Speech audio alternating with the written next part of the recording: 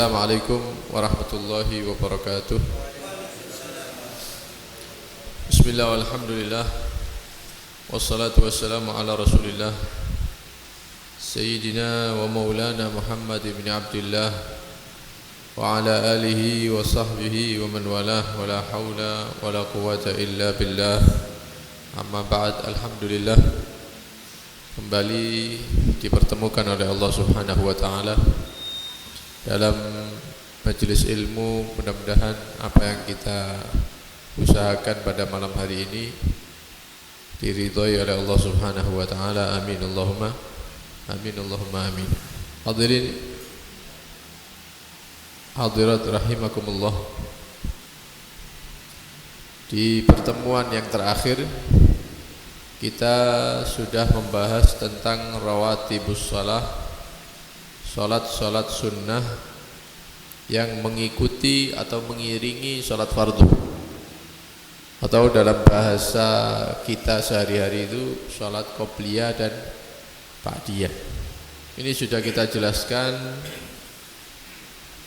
Begitu juga dalil-dalilnya sudah kita jelaskan sampai terakhir kemarin pembahasan qobliyah Jumat ya 4 rakaat, dan setelah atau ba'diyatul Jumat 4 rakaat. Insyaallah malam hari ini akan kita bahas tentang wadduha, yaitu sholatul duha.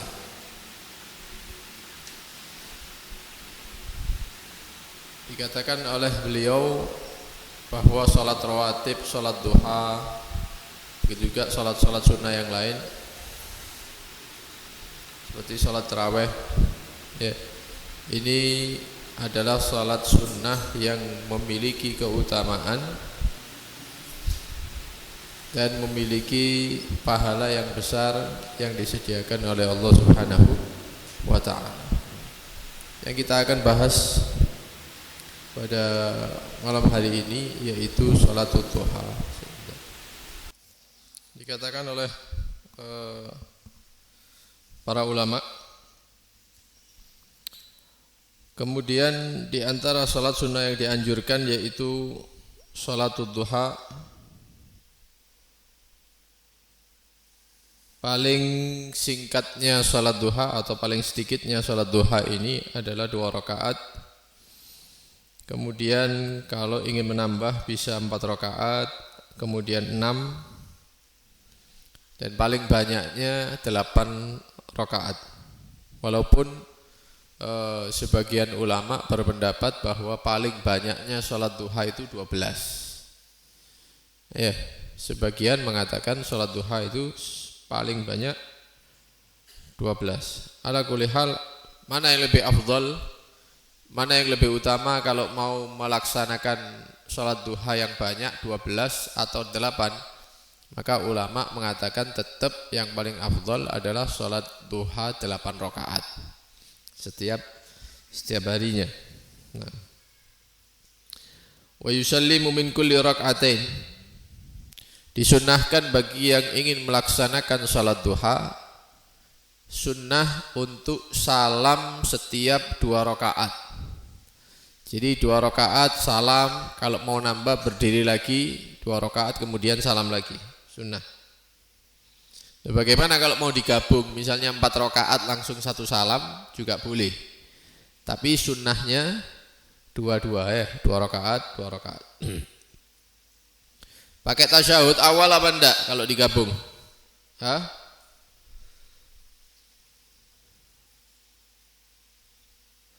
Mau pakai 1 kali tasyahud, salam langsung boleh ya, atau pakai tasyahud awal dulu kemudian berdiri rakaat ketiga juga boleh. Cuman kembali kepada penjelasan bahwa disunnahkan tetap setiap 2 rakaat dia salam, kemudian kalau mau nambah takbir lagi dari awal.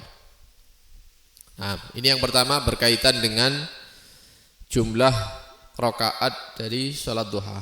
Yang kedua yaitu waktu pengerjaan sholat duha. Waktu daripada salat duha ini ba'da irtifa'i syamsi ilal istiwa. Setelah terangkatnya matahari seukuran satu tombak. Ini berarti prakteknya ini ya di antara gambarannya ya di pinggir laut ya, pinggir pantai begitu ya. Jadi kalau kita duduk atau ada di pantai misalnya, kemudian matahari itu mulai keluar, bulatnya itu mulai keluar dari laut, kelihatan mulai keluar, ini berarti waktu daripada sholat subuh sudah selesai. Ya, terus terangkat. Kalau ini garis pantai, lautnya air, kemudian bulatannya matahari itu sudah penuh, ya, itu ditambah satu tombak yang diberdirikan. Berarti ono tombak diincepno di pasir begitu, dia menjauh. Kalau matahari itu terangkat seukuran satu tombak, ya tentunya dengan mata kepala kita ya, koyok-koyok satu tombak. Padahal kalau jarak aslinya ya jauh itu ya. Pergerakannya matahari itu sudah jauh. Cuman dari kelihatan mata seakan-akan matahari itu dari permukaan laut terangkat ya seukuran satu tombak, maka itu sudah masuk waktu sholatud duha. Ya, sholatud duha. Kalau sekarang ini bahasanya isyraq itu ya. Isyraq biasanya sudah ada waktunya atau ada hitungan falaknya itu. Sampai istiwa, sampai matahari ada di tengah-tengah langit, mendekati waktu zuhur.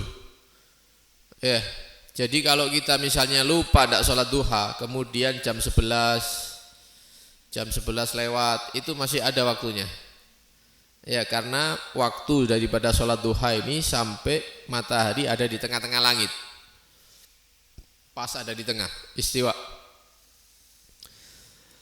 Jadi kalau mau sholat duha misalnya jam 6 pagi atau setengah 7 itu sudah boleh kalau sekarang ini. Cuman disunnahkan sholat duha itu diakhirkan sedikit. Ila rub'in nahar, seperempat daripada pagi. Ya, seperempat daripada pagi. Karena ada anjuran daripada hadis Nabi sallallahu alaihi wasallam.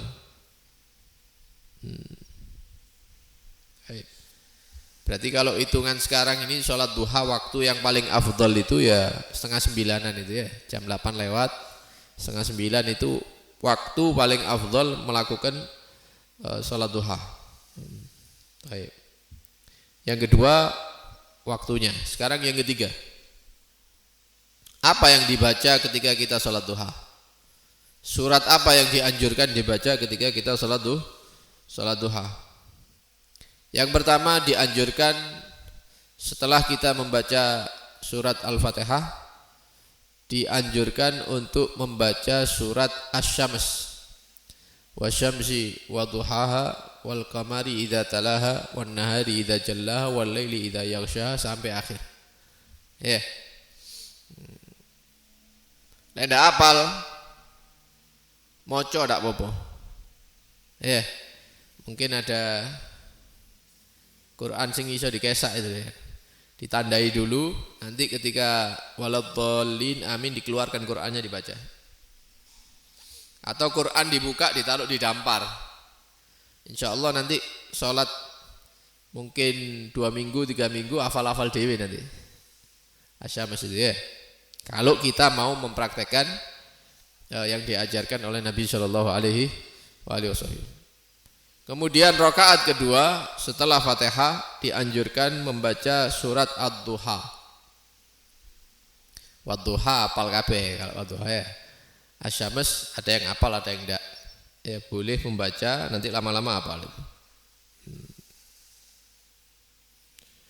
Jadi disunahkan rakaat pertama membaca wasyamsi waduhaha. Kemudian rakaat kedua setelah Fatihah membaca surat Wadduha.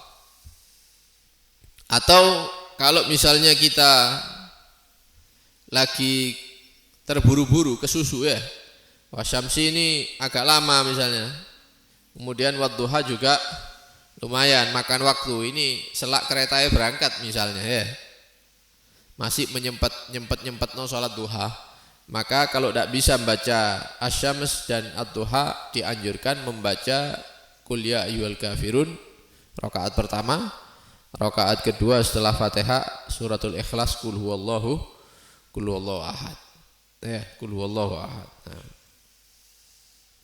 Baik. Nah, ini juga bisa dipraktekkan kalau kita rutin sholat duhanya 4 rakaat. Nah, sholat duha 4 rakaat ini bisa dipraktekkan. Sholat yang pertama asyams dan ad-duha, mending salam ngadeg mana sholat duha mana dibaca al-kafirun dan qul huwallahu ahad boleh ya. Kita pernah membaca buku-buku amal 1 hari 1 malam itu ya, ada karangan dari guru-guru kita. Itu bagi orang yang mau sholat duha 8 rakaat, yaitu yang paling afdol ya, sholat duha yang paling afdol 8 rakaat bagi yang terbiasa. Maka sholat yang pertama berarti kan ada 4 sholat itu, setiap satu sholat 2 rakaat berarti 8 semuanya ya, 4 sholat. Sholat pertama dianjurkan membaca ad-duha dan asyams dan ad-duha, wasyamsi dan wad-duha. Salam, takbir maneh. Sholat yang kedua ya, dianjurkan membaca alam nasyrah dan idza jaa nasrullahi wal fath ya, al-insyirah dan suratul fath atau an-nasr ya. Kemudian salam, ngadeg maneh salat duha yang ketiga, dianjurkan membaca idza zulzilatil ardu zilzalaha, az-zilzalah. Rakaat kedua dianjurkan membaca al-qari'ah, al-qari'atu mal qari'ah. Yang terakhir dianjurkan membaca qul a'udzu birabbil falaq rakaat pertama, rakaat kedua qul a'udzu birabbin nas. Jangkep 8 rakaat bagi yang rutin. Ya, karena itu diamalkan oleh para pendahulu kita yang soleh itu, mengamalkan itu. Baru nanti setelah sholat duha 8 rakaat baru dianjurkan membaca doa setelah sholat duha. Nah, kita lanjutkan dulu ini kitabnya ini.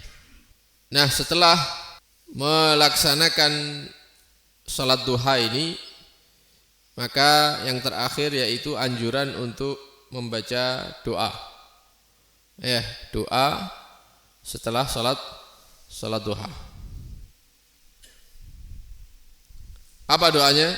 Yaitu Allahumma, tentunya dibuka dengan bismillah misalnya, boleh dibuka dengan bismillah. Kemudian hamdalah, ya alhamdulillah rabbil alamin, bismillahirrahmanirrahim, alhamdulillah rabbil alamin. Kemudian salawat kepada Nabi, karena salawat kepada Nabi itu kalau diucapkan sebelum doa kemudian diucapkan di akhir doa, maka doa itu diijabah oleh Allah Subhanahu wa taala ya. Setelah membaca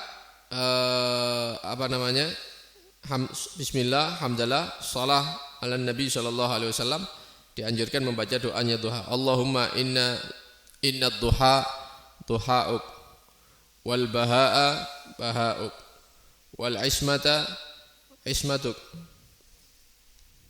wal gudrata gudratuk. Allahumma in kana rizqi fis samai fa anzilhu. Ini biasanya disebutkan di buku kumpulan wirid-wirid itu ya. Buku kumpulan wirid itu biasanya menyebutkan doa sholatud duha.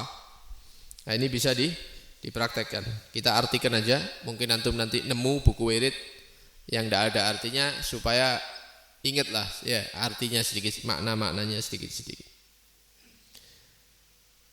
Allahumma ya Allah, inna duha, sesungguhnya waktu duha ini, duhauk adalah milik engkau ya. Wal bahaa, dan al baha ya keindahan, bahauk adalah milikmu. Wal jamala, sama ya keelokan, jamaluk adalah milik engkau Wal quwwata quwwatuk, kekuatan itu adalah milik engkau. Wal qudrata qudratuk, ya, kuasa itu adalah milik engkau. Wal ismata ismatuk, penjagaan itu adalah milik engkau. Allahumma in kana rizqi fis samai, ya Allah, jika rizkiku ada di langit, fa anzilhu, maka turunkan. Wa in kana fil ardi, jika rizki saya ada di dalam bumi, fa akhrijhu, maka keluarkan, ya, munculkan. Wa in kana mu'assaran, dan jika rizkiku ini sulit, soro, ya oleh soro, fa yassirhu, maka mudahkan. Wa in kana haraman, dan jika rizkiku itu adalah rizki yang kotor, ya, caranya kurang bagus, fatahhirhu, maka bersihkan, artinya arahkan kepada yang baik. Fa in kana ba'idan, dan jika rizkiku itu jauh, fagarribhu, maka dekatkan, bihaqqi duhaika wa bahaika wa jamalik, ya, berkat, ya, waktu duha milikmu, ya, dan berkat keindahan keelokanmu, berkat kekuatanmu, kekuasaanmu, dan penjagaanmu. Atini ma ataita ibadakas salihin, berikan kepadaku pemberian-pemberian yang pernah engkau berikan kepada hamba-hamba yang saleh. Setelah doa ditutup dengan salawat, sallallahu alaihi wasallam Muhammad wa alihi wasallam, walhamdulillahi rabbil alamin. Pertama, berkaitan dengan surat. Kenapa kok kita dianjurkan membaca surat Asy-Syams dan Ad-Duha? Kalau kita perhatikan, memang cocok ambil sholatnya. Ya, cocok sama sholat yang kita lakukan. Sholat yang kita lakukan adalah sholat duha. Maka suratnya di situ ada kalimat apa? Duhanya. Wasyamsi wa duhaha. Ada kalimat duha. Kemudian surat yang kedua, wad-duha wal laili, dibuka dengan kalimat duha. Jadi ada apa ya? Kecocokan begitu ya. Ada kecocokan. Kemudian yang kedua, berkaitan dengan doa duha yang dianjurkan, yang kita artikan. Kalau kita lihat daripada permintaan ya, yang disebutkan tadi itu, maka permintaannya berkaitan dengan apa? Rizki. Berkaitan dengan rizki. Kalau rezeki saya di langit, turunkan. Kalau di bumi, munculkan. Ya. Kalau sulit didapatkan, mudahkan. Kalau kotor, bersihkan. Kalau jauh, dekatkan, dan seterusnya. Oleh karena itu para ulama mengatakan, ya, termasuk barokahnya orang yang rutin sholat duha, rizkinya dilancarkan oleh Allah Subhanahu wa ta'ala. Kenapa? Yaitu ya, itu tadi kita, ya, memandang kepada doa setelah sholat duha, inti daripada doanya supaya apa? Dimudahkan urusan rezekinya.